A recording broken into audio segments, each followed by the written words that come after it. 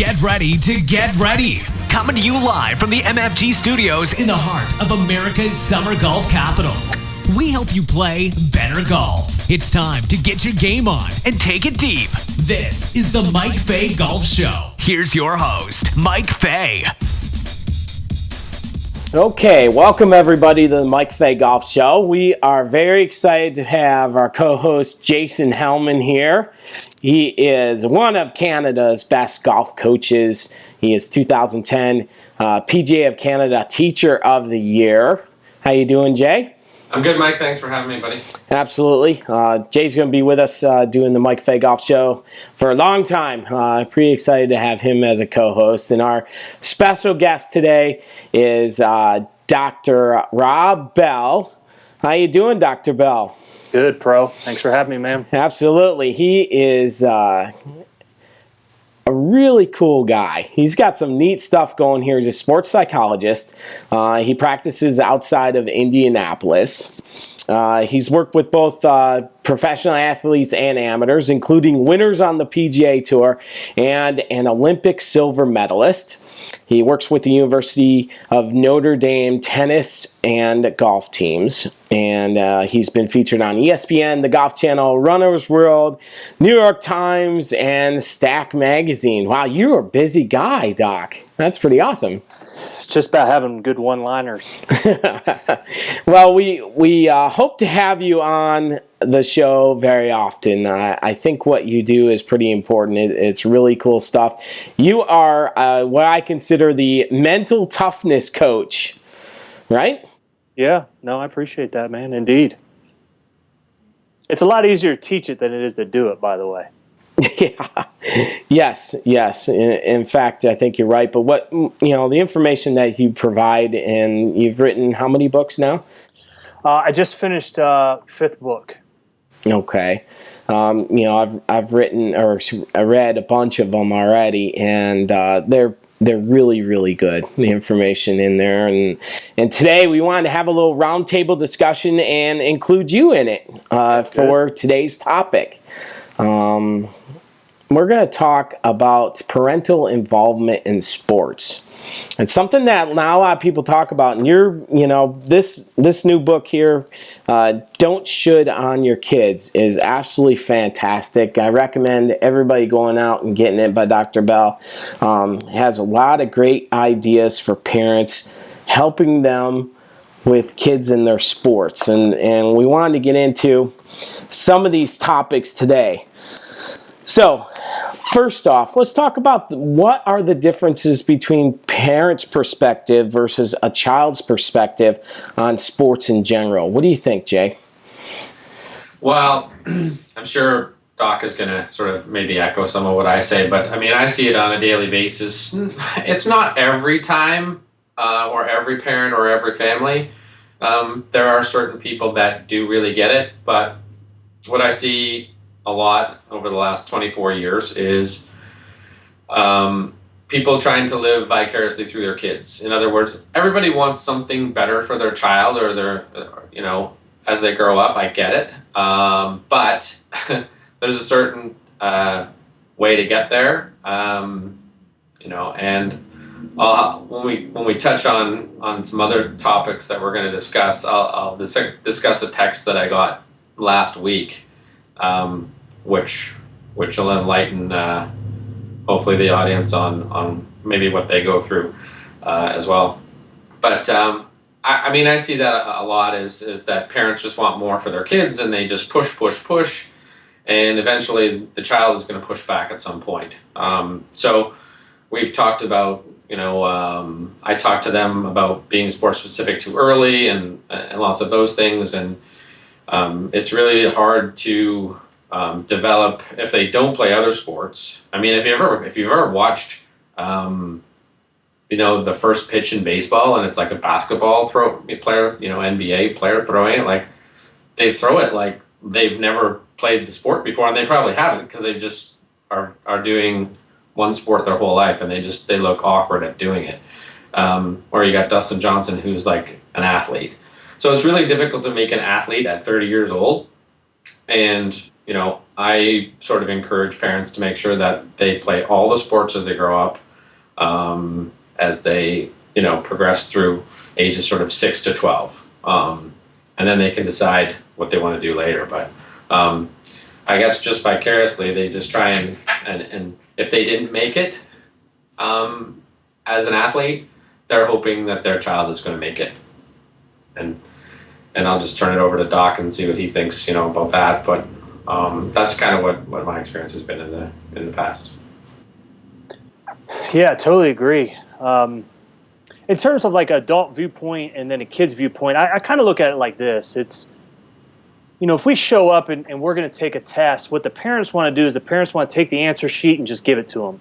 Like, look, here are the answers that you have to do. Because in a sense, like, we know the process, or at least we think we know, like, what it is that somebody has to do in order to get to a certain outcome. And I think that's the biggest difference is, golf's the only sport where we take the test and then we get the answers after we play. Then we learn the lesson.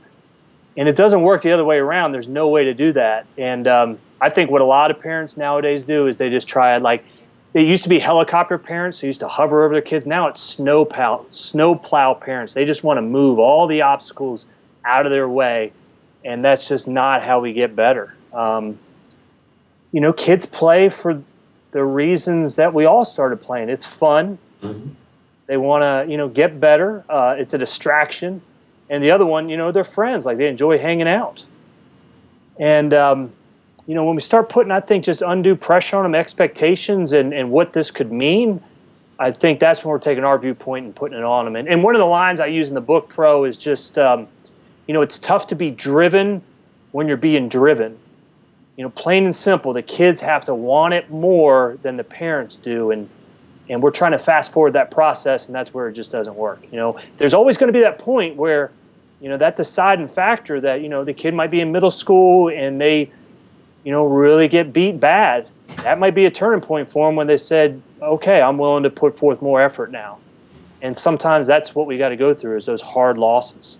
Yeah, either the switch is on or it's off, right? I mean, we can't really force it in sports, and I think you're exactly right. From my experience working with the kids, it's all about fun. It has to be fun, otherwise they're not going to want to play and not going to want to put forth an effort in it, and achieving goals, right?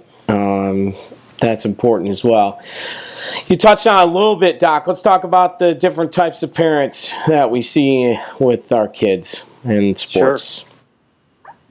Well, I think, there's two types. I think you have vicarious parents and you have supportive parents. And you can tell if you go to any golf match, you can see which ones are the vicarious parents and which ones are the supportive parents. Supportive parents a lot of times are usually just kind of in the background. Sometimes they might have a scorecard with them, but a lot of times they don't. But the vicarious ones, man, you'll see it. I mean, it's every shot.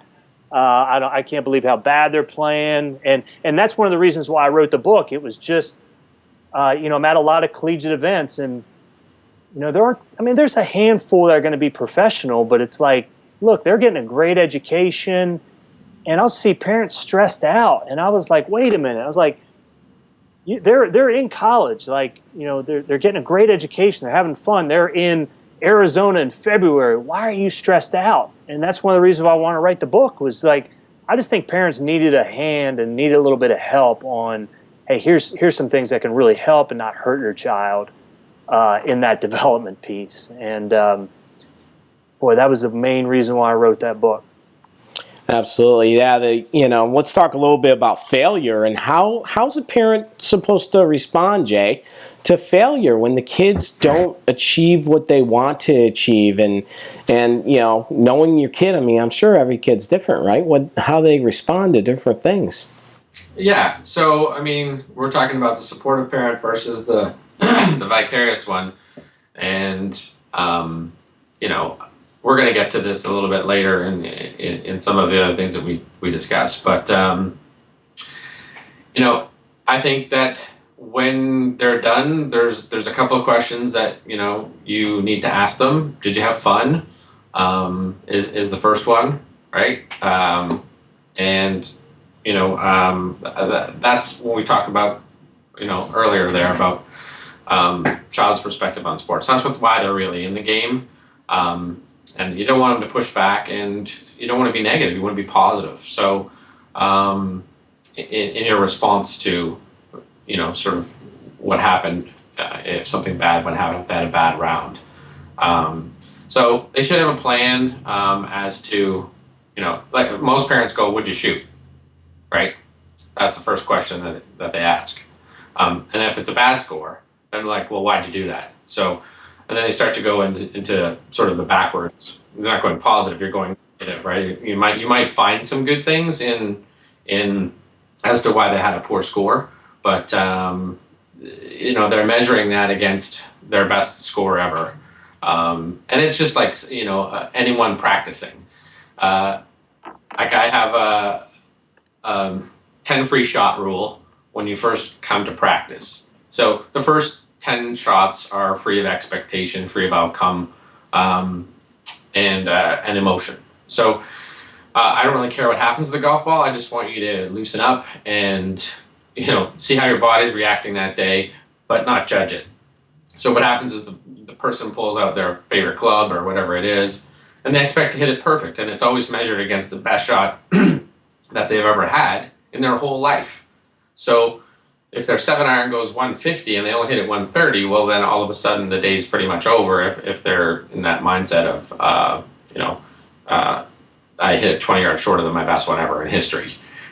So it's a fail because it's not 150 yards, right? So hopefully that, the parent, we can steer parents, or I try and steer parents into, engaging with the child and making sure that, they're going through positive reinforcement versus negative reinforcement.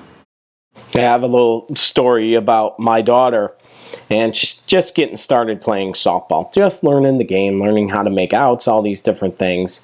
And they played a game against another team, and she got one hit, and she struck out twice. And the kids are pitching, and they have coach pitch and stuff. We got done. I asked her, I didn't say anything else other than, "Did you have fun today?" And she said to me, "No, Daddy, I didn't have fun." I said, "Well, why didn't you have fun?" And she said, "Well, because I didn't get to run the bases." It wasn't about getting a hit. It's fun for her to run the bases. Right. So that led me to ask her, well, what do we have to do to run the bases? Well, we need to hit the ball. Well, let's go work on hitting the ball. I mean, that's the level we're at with kids. We have to understand that as coaches, right? Especially with little ones like that. What do you think, Doc, about that? Yeah, that's a good story. That's an example, like Parents' Viewpoint. Like, you would never have come up with that. We got to hear it from them. And I mean, those conversations just got to be had on a continual basis. Failure, good. Yeah. I mean, is there a better time in our lives to experience failure than it is in sports? I'm not saying like it's enjoyable. Look, I mean, I've struck out with the bases loaded before, and it was awful. I wore that for a week. I've dropped a golf ball in professional golf. I cost my player 2 shots one time when I was caddying for him. That's not fun at all.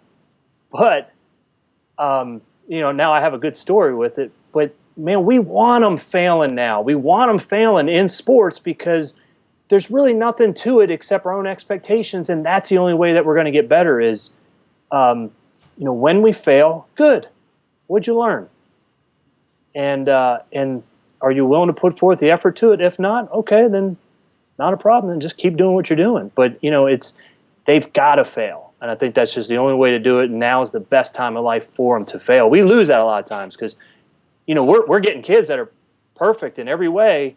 And when they finish college and, they're at the bottom of the rung and they're wondering, well, wait a second, what's up? And, they've never encountered struggle. They never encountered setbacks. And that's the part where they've got to face it in sports. It's the best time to do it. Yeah. And golf's hard enough as it is. It's going to give us that time. I've ran into parents before that when their kid starts playing well, they think that all the bad rounds are like gone, like they're never going to play bad again. I'm just like, you obviously don't play golf, because it's tough. Yeah, they're just on a streak, So, and we rarely learn through success because, we learn through failure more than we do success. I mean, we've probably seen that quote lots of places on Instagram or whatever. There's always those quote things, but and then the other thing is that the other kids catch other kids at different levels. So some kid might excel at age 8 or 9, maybe because he's more developed or bigger or than the other kids at that age, and then all of a sudden, the other kids shoot up and catch up to him, and then they can start to they start beating that one that was dominating, right? So and they mature at different ages as well. So that's another thing that comes through failure and success is that catch up stage. So what I try teaching all the athletes I work with, and what I try to get across to parents especially, is it's not who gets there first. It's who can get there and stay there. Yeah. And, it happens at all levels. It happens at high school. It happens at college. It even happens at professional golf. Professional athletes that weren't any good early, but them not being good, that made them focus on their weaknesses, that made them focus on what they weren't good at. And they were more hungry than the person that could just drive it a long way and beat everybody because they drew it far, or they knew kind of how to play and manage the game. They're the ones that are driven, and those are the ones that are hungrier. Yeah, when it comes easy for them, those ones don't always make it and stay. They might be there for a little bit, but they don't always stay because they're not as hungry, like you said. So because it just came to them too easy. Yeah, I mean, there's a kiss of death, and that's why I wrote it in the book. I said, if this was a linear progression, then the best 12-year-old in the nation right now should be the best 18-year-old, and then the best 18-year-old, then that should be the person that's going to be winning the Masters. And that rarely happens because there's just so many factors that are going into play that we just think more is better, and they just don't want it hard enough. And I've never had an athlete, I don't know maybe about you, but I've never had an athlete that's hit a ball out of bounds on purpose. No. I've never had one that wanted to 3-putt. That's just how we get better. Yeah, learning through failure is so important, isn't it?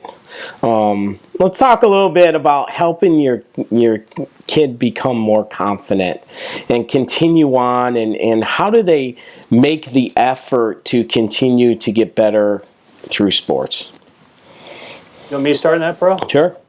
Okay. I get so fired up about this stuff. Like, I absolutely love it because it's just the whole world that I swim in. And what I see, it's more of what kids do that loses their confidence and what parents do that loses their confidence. And the biggest confidence killer is that they're comparing themselves to other people, and they're not focused on them just getting better. They can even talk about, hey, it's just all about getting better, but then at the end, it's like, well, did you win? What'd you shoot? Like all that outcome stuff. It's just about getting better. And if we focus on the process, that's where I think the confidence really lies on it. That's where I think then we can have some success. But when we're just looking at rankings or comparing them to somebody else all the time, if that's the narrative, boy, that's the best way to kill somebody's confidence, because, well, there's always going to be somebody better. And even if they're the best, they're not the best for very long. So it's that's the biggest confidence killer that I really see, is just the comparison. Yeah, you really want to compare to yourself, right? I mean, how good can I be at whatever I do? And as long as I'm progressing, then, things are getting better. Putting forth that effort. Jason, we've always had problems with kids that don't try, right? How do we get kids just to try, even if they're beginner golfers, whatever, in any kind of sport? How do we get kids to try? Well, I mean, obviously we have to make it fun for them. So through game engagement, that I found that kids, they want to be there. Sometimes they're forced to be there. Not always do they want to be there. So if that's the case, then we need to make sure that it's fun and engaging, and they can, I let, in camps, I let the kids pick the teams. I appoint a different captain every time we play a game. So if we're doing relay race, there's a captain for the whole team. It doesn't matter how old, and I never repeat it. So it's a different one every day. If we're doing a putting game, tic-tac-toe, or chipping tic-tac-toe, or chipping through the hula hoops, they go teams against each other. I let them sort of control the rules and make the rules, and it's interesting to see how fair they are, where there's no bullying or anything like that. It's like, no, that's not fair. You can't do that. And then the other ones all agree, right? So I like to do it more through the game engagement part, and then what happens is that it becomes fun and they actually want to be there. So they'll try a little bit harder. Some of them are just shy. So like I have some 4 and 5 year olds that I've taught, they're just shy. Like they're just there's a fear there. They're just afraid. They're afraid of failing and not doing it, because they've never done it and they were scared. I remember when I played hockey, we went from the single blade skate to the tuck blades, right? And I was like 7 or 8, I think. And I got on the ice, and all of a sudden I couldn't really skate. And I was a pretty good skater before. And I cried, and I wanted off the ice, right? Because I couldn't do it. So I felt embarrassed because I wasn't as good as I was before when I had new equipment. So, but I just hadn't, become accustomed to it yet. And then once I got, wheeling around in a couple of weeks, then I was fine. But so I think, all kids go through that little bit of an embarrassment stage maybe, or, they're 4 and 5. They're not exposed to all these other things like at that age, where they have been engaged in group sessions. And some kids are just very, very reserved and not, not in group sessions and doing things with other kids. Some, they just have their one best friend and that's who they hang out with, and, the next door neighbor or whatever it is. So those are the things I think they go through until they are starting to open up and mature as an individual. So just game engagement and making sure they have fun. Yeah, I think fun goes hand in hand with success, right? If we have some success at doing anything, we want to do it more, and that kind of makes those kids want it more and put forth some sort of effort. And being able to put them together with teams is so important because they can work towards one single goal. It's all good stuff. Okay, let's switch gears for just a second here and talk about the car ride home. I thought this was so important in your book here, Doc. This is a great part of your book. Oh, I appreciate that, man. I was, I was working with an athlete. She just turned 16, and it was a total change in her mindset. And I said, what's different? And she said, well, Rob, I'm driving now.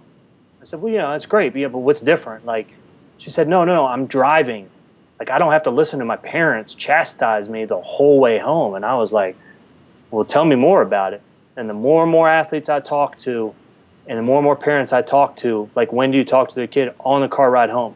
And the reason why I put it in there, because it's a metal coffin, like they can't escape, and the only thing they hear about is, how did you mess up? What did you do? Like, what was going on? And it doesn't really even matter about how they played. That's all they're hearing. And then we're challenging now their effort. And they shut down. So I wrote that in the book, and I tell you what, Mike, it's been really amazing to have a lot of parents that have actually reached out to me and said, wow, thank you. I mean, that was really cool. They said, we no longer talk about the car, the game or the match or even the practice on the car ride home. And it's setting up a time when everyone is cool, calm, and collected, and they actually have that discussion. What the parents like is when they set it up the right way, then the kid's going to actually engage them and have a little discussion with them. And the parents are going to get more, because I can't tell you how many times like parents will be talking to their kids and the kids just going to be like, I don't know. They don't want to talk about it then. But after we've had time to reflect, then the conversations are a lot better. It really enhances that relationship. I've been amazed about the feedback from that. Yeah, it's good. There's no doubt the car ride home can ruin it, right? I mean, absolutely ruin it for these kids. If we hammer on the kids about their performance, they won't want to come back again. I don't want to do it. I don't want to do it. The other thing is that, and again, this is a lot easier to teach it than it is to do it. I remember this one time, like with my daughter, I wanted to let her know just one important point. And, my wife said, not on the car ride home. I'm like, okay. When I got home, I forgot what I was going to say. I forgot that dose of brilliance that I had that was going to make such a difference in her career. I forgot what it was. Yeah, I always have 30 minutes post-round beat-up session analysis, however you want to do it, for all players. If they're playing a professional event or, an elite amateur event, college event, whatever it is. And I remember this Skype chat, we weren't in the Skype video, we're just chatting back and forth. And this player was at LPGA school, and it was 10 o'clock at night, and we were chatting, and I just asked her, how everything went, and then she just went off. Because I said she shot 75 or something like that, and she had 40 putts. And I was like, well, that's pretty good, considering you had 40 putts and you shot 75, and you're still in ninth. So you're doing okay. So and then it just continued in the conversation, and I said, hey, well, what time is it? And she's like, what do you mean, what time is it? And I said, well, what time is it? And she's like, well, 10:30. I'm like, okay, well, we're way past your 30-minute mark, so let's not talk about that anymore. Just go do your drills tomorrow, do these 2 drills, and you'll be fine. And she shot 65 the next day. So, 10-shot difference. And, but, you can't let it sort of spill over into the next day. And I think a lot of players, athletes do that. And I think that's the difference between making it and staying there, or it's not physical athletic ability, it's really sort of mental capability of being able to let go and accept outcome and move on from that shot that day, whatever it is.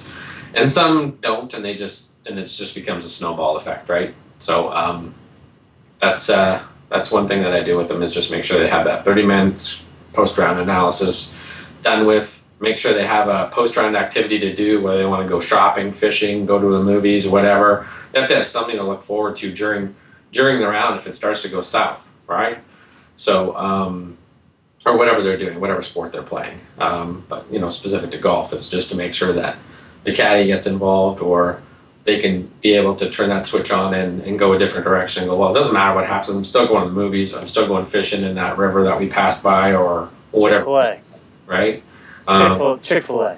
Yeah, go to Chick-fil-A, exactly. So something, you have to have something to look forward to, and a lot of people don't do that. So, and then they beat themselves up during the round, and then it's a 74, and then they're done, right? So, I mean, they've had a bad round, not done, but they can play their way out of a tournament pretty quickly.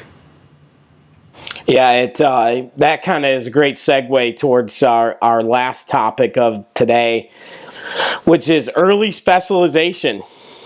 And being able to be involved in a bunch of different sports at once, I think, is so important to your development, especially as a young child. And, Jay, you've talked about it today, about, older athletes not being able to do certain athletic movements that all kids could do when they were 6, things like that. I think it has to be that way with life too, right? I mean, just like you said, Chick-fil-A, right? You have to get away from it. You have to be able to be well-rounded. What do you think, guys? Doc? That's the thing, the specialization. More is better, right? More is better. I mean, if we can play for 42 weeks of the year, that's a whole lot better than 20. And, there's, I'm not saying the specialization is bad, but it just happens so early.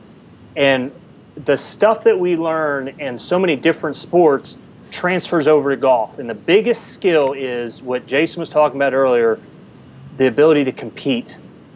If you compete in soccer, if you compete in basketball or hockey, that transfers over. Now, not necessarily like the same emotional, wherewithal you have to have for hockey doesn't translate into golfing, but that ability to compete, and then all the motor movements, it all translates. Jumping for a basketball or jumping off the blocks for swimming, that translates. If you look at all types of sports, all type of movements, all that stuff translates. And plus, the biggest thing is that, if they're playing, I don't know how many tournaments during the summer, they're playing 10 tournaments during the summer, and they want to know for every year, by the time when they get to be a senior in high school, and you want to know why they're tired all the time, you want to know why they're burnt out, And it's because they never took a break. And then that's the thing, like no off season, like that's even like a badge of honor right now. Like we don't take any time off. And no, that's just a recipe for burnout. And it just happens so often. At some point they just hit that wall and they're done, where they need that mental break. They need that rest. And man, that's the best part about sports. The sports is so much fun, being able to play other things and do other things. And how do you know that they're not going to like soccer, and that might be the sport that they take off, or they play tennis or something like that? And I just think exposing them to all different sports and allow them to play all different ones is really what matters.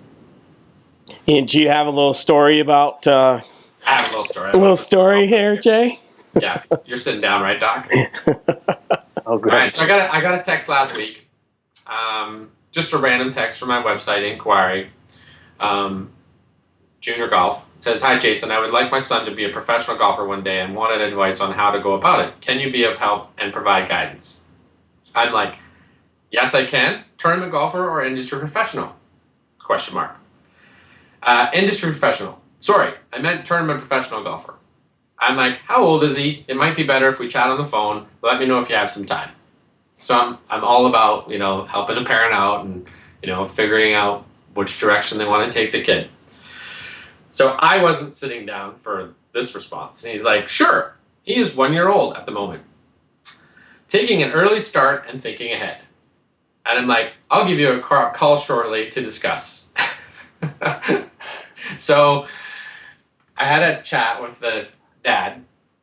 And so I had lots of questions for him. I'm like, "Is this your first child?" It's like, "Yes." And it's a boy, right? So I'm like, okay, so he wants the best for him already. And I talked to him for about an hour, filled him in on everything about, sort of developing athletes and, when things happen and when things occur. And the gist of it at the end was he said, "Thank you for giving me a reality check." So I didn't charge him. There's no charge. He just called me, and I wanted to help him because he wasn't going in the right direction.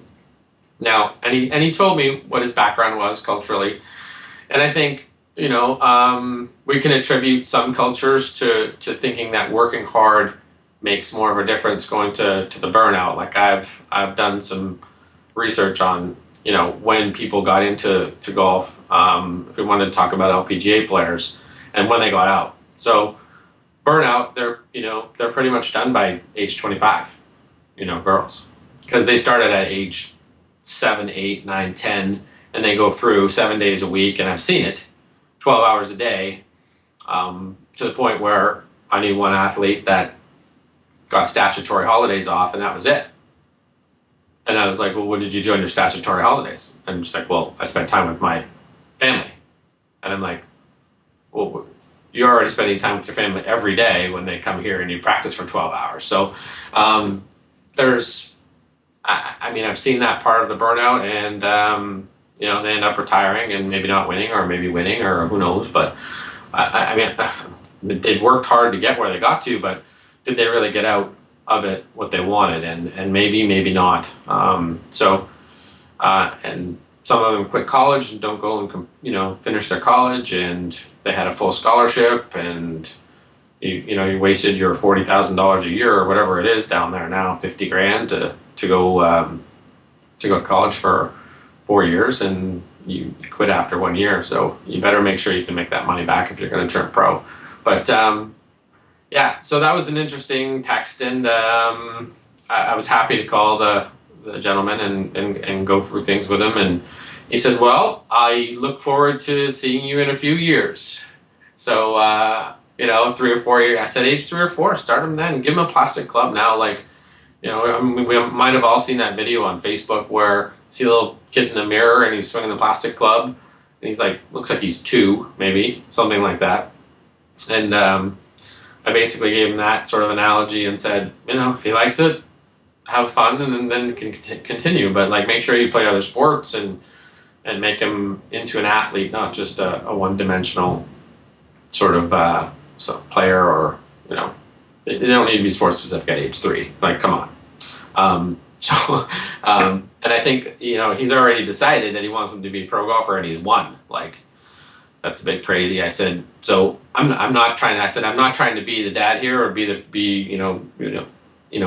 trying to educate you, not be the parent. But this is a better direction if you go that way. And he just was very appreciative and said thanks a lot.